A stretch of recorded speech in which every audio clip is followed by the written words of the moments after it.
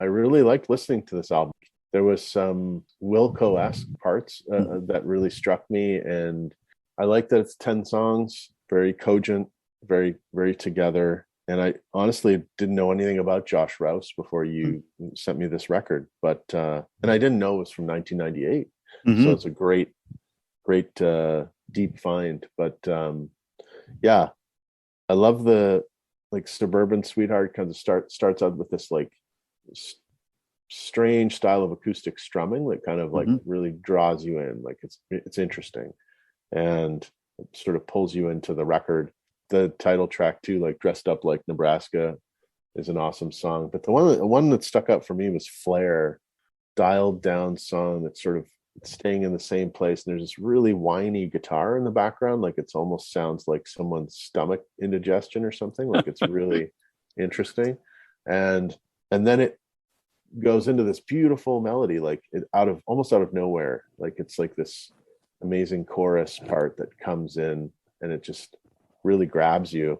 It seems like, again, I didn't have a ton of time to digest it, but it seems like also a great lyricist too. I mean, Dressed Up Like Nebraska, that's a great album title. When I first started listening, there's always that fear, right? When someone recommends you an album, I knew Mm-hmm. with you, I'd probably dig it right away.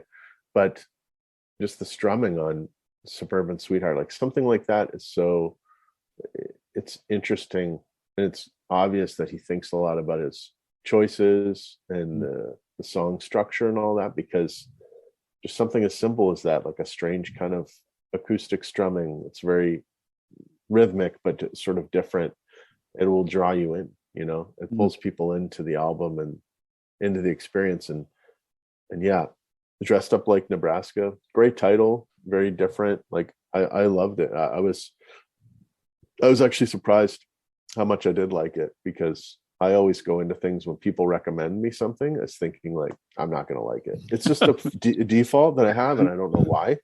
I figured with you there'd be like parallels to probably other stuff that you knew that I liked, but man, it was great, and I just was like, I'm going to continue to become a Josh Rouse fan.